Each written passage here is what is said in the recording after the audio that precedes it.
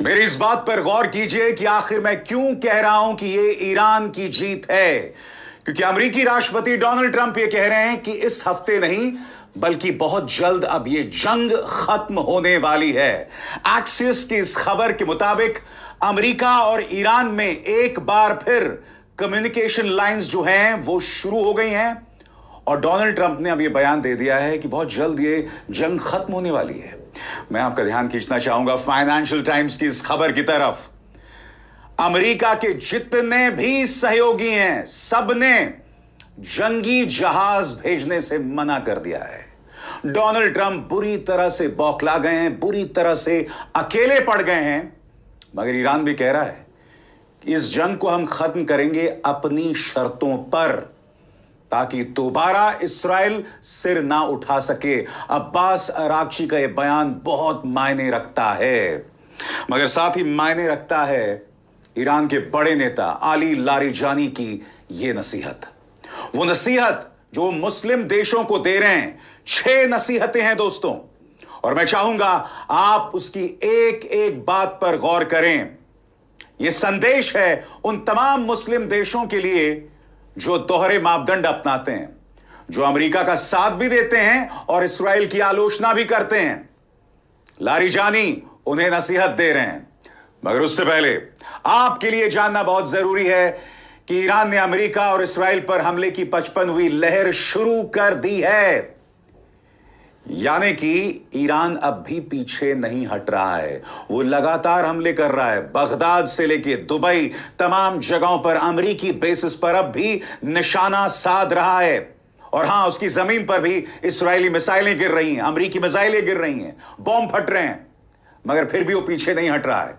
और इसी मंच पर मैंने कल आपको बताया था कि ईरान के नतांज से तेल अवीव तक महज 7 मिनट में पहुंचने वाली सेजिल मिसाइल, महज 7 मिनट में पहुंचने वाली सेजिल मिसाइल, वो भी अपना जौहर दिखा रही है।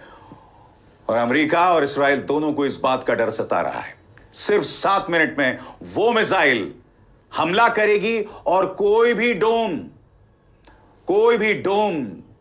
आयरन डोम उसे रोक नहीं पाएगा।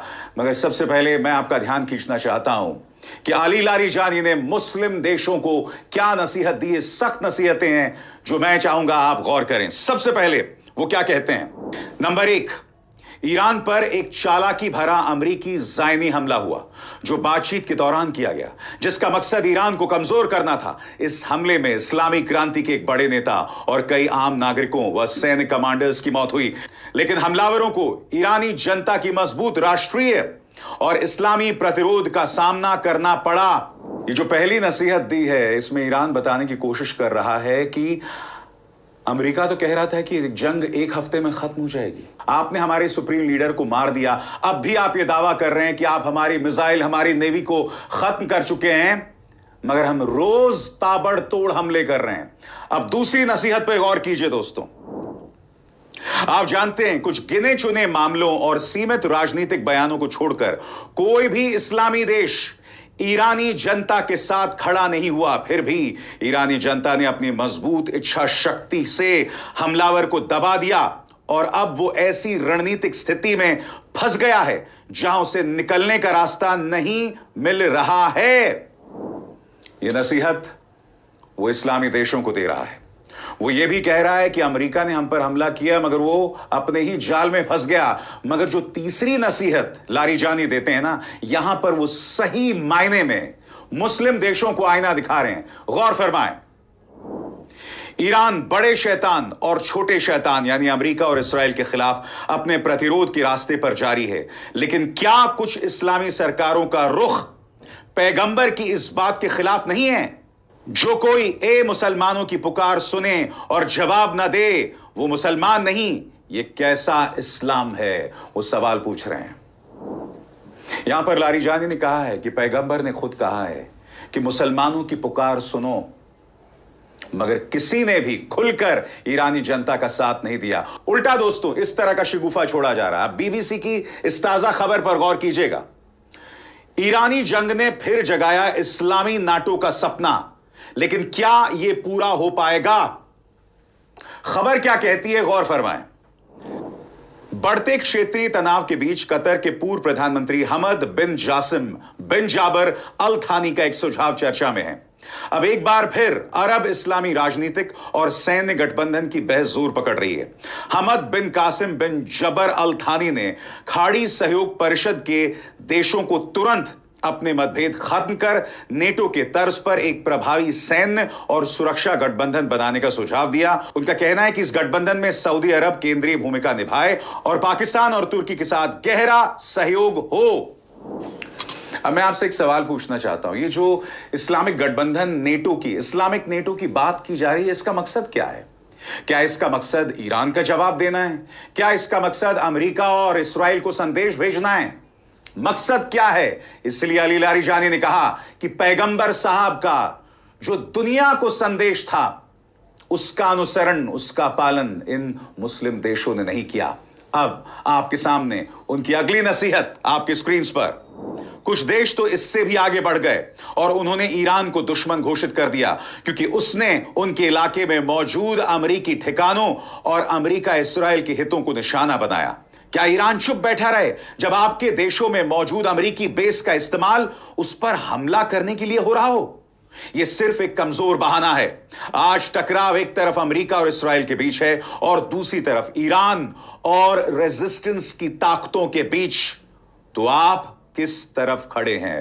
जी हाँ नाज़रीन, अगर इस चीज़ को देखा जाए तो ईरान ने इस जंग को शुरू होने से पहले ही जो है वो अरब ममालिक को बता दिया कि जहाँ जहाँ पर अमरीकी जो है वो तनसीबात होंगी और जहाँ जहाँ से वो हमले होंगे तो वहाँ वहाँ पर वो जो ईरान है उनको टारगेट करेगा। और उस चीज़ को पहले इंतबाह किया था उन ममालिक को जो आज रोना पीटना शुरू कर दिया है कि ईरान ने हम पे हमले किए हैं।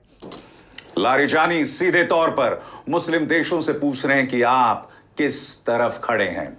अगली नसीहत आपके स्क्रीन पर। इस्लामी दुनिया के भविष्य के बारे में सोचिए। क्या आप जानते हैं कि अमेरिका आपका वफादार नहीं है और इजराइल आपका दुश्मन है? थोड़ा रुककर खुद के बारे में और इस इलाके के भविष्य के बारे में सोचिए। ईरान आपके प्रति ईमानदार है और आप पर हावी नहीं होना चाहता। ईरान साफ तौर पर कह रहा है कि हम आपका नेतृत्व नहीं करना चाहते हैं, मगर आपको देखना पड़ेगा कि आपका दोस्त कौन है।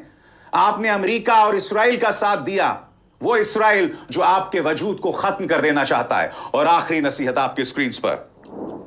अगर पूरी ताकत के साथ इस्लामी उम्मत की एकता हासिल हो जाए तो वो अपने सभी देशों के लिए सुरक्षा, तरक्की और आजादी की गारंटी दे सकती है। और कहीं ना कहीं ये नसीहत है इस्लामिक नाटो से जुड़ी इस खबर को लेकर कि अगर आप में एकता होगी तो यकीनन कोई आप पर हमला नहीं कर सकता है।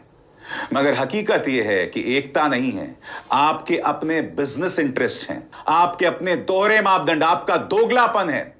सबसे बड़ी बात, इसी मंच पर मैंने आपको बताया था कि ईरान पर हमले से पहले लगातार सऊदी के शासक मोहम्मद बिन सलमान ट्रंप से फोन पर बात कर रहे थे। कुछ मीडिया रिपोर्ट्स के मुताबिक वो ट्रंप से इस बात की अपील कर रहे थे कि आप ईरान पर हमला कीजिए। हालांकि उसकी चर्चा बाद में कभी नहीं हुई। ईरान इसी बात को लेकर नाराज है, इसीलिए वो सऊदी के ठिकानों पर हमला कर रहा है। हालांकि उसका लक्ष्य साफ है, वो सिर्फ अमेरिकी बेसिस पर हमला करना चाहता है।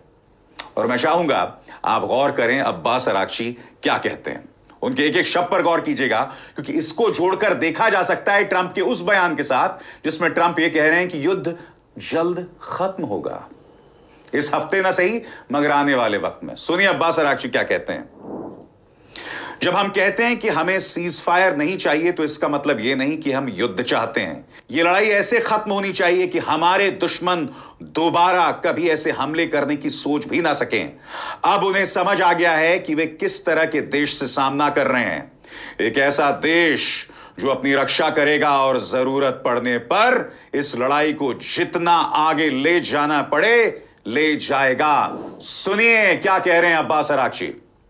اینکه ما میگوییم آتش بس نمیخواهیم نه به این دلیل که دنبال جنگ هستیم، به این دلیل که این بار این جنگ باید به شکلی تمام بشود که دشمنان ما دیگر هرگز به فکر تکرار این حملات و این تجاوز نیفتند و من فکر میکنم تا همین الان هم درس خوبی فرا گرفتند.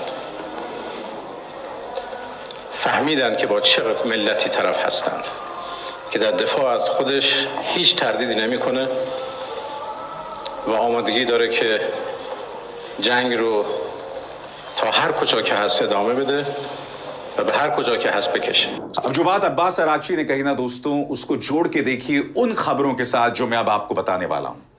एक्सिस की इस खबर के मुताबिक ये खबर क्या कहती है, गौर फरमाइए। US and Iran revive direct communications channel exchanging text focused on ending war. सरल शब्दों में दोनों के बीच में संपर्क की एक कड़ी शुरू हो गई है। इसका मकसद है जंग जल्द खत्म हो जाए। और डोनाल्ड ट्रंप भी कह रहे हैं कि इस हफ्ते ना सही मगर जंग जल्द खत्म होने वाली है, जबकि ईरान अब भी हमला कर रहा है और आपको समझना पड़ेगा क्यों। फाइनेंशियल टाइम्स की खबर देखिए, allies reject Trump's call for warships. Trump ने कहा कि भाई आप अपने जंगी जहाज भेजिए। जापान ने मना कर दिया, ऑस्ट्रेलिया ने मना कर दिया, इटली पहले ही मना कर चुका है और अब तो ब्रिटेन ने भी मना कर दिया। इत्तेफाकन ब्रिटेन के मना करने से पहले ईरान ने ब्रिटेन को चेतावनी दी थी कि अगर आपकी रॉयल नेवी ने अपने जंगी जहाज भेजे तो इसके परिणाम ठीक नहीं होंगे। और कल ही मैंने आपको बताया था कि ईरान की इस धमकी के बाद ये सब पीछे हट गए। और अब सुनिए डोनाल्ड ट्रंप क्या कह रहे हैं कि इस हफ्ते ना सही मगर ये जंग जल्द खत्म होने वाली है। सुना जाए। And we're going to have a much safer world when it's wrapped up. It'll be wrapped up soon. We're going to have a much safer world. I had an obligation to do this. I didn't want to, I call it an excursion. I didn't want to make this journey. And we had the highest stock market in history. We had low gas prices. Everything was good. And I know exactly, I know what, you're going to do it and people are going to raise the price of oil. And that's good. But I know that. But that's a very small thing compared to allowing them to have, you want to see a stock market go down? Start letting them hit you with nukes. दोस्तों इसी बयान में Donald Trump ये भी कहते हैं कि मेरे कार्यकाल में अमेरिकी स्टॉक बाजार, शेयर बाजार जो है वो बहुत शानदार रहा। जबकि इसी कार्यक्रम में मैंने आपको बताया था कि जब से जंग शुरू हुई है अमेरिकी शेयर बाजार को $2 ट्रिलियन, 2 लाख करोड़ डॉलर्स का नुकसान हुआ है।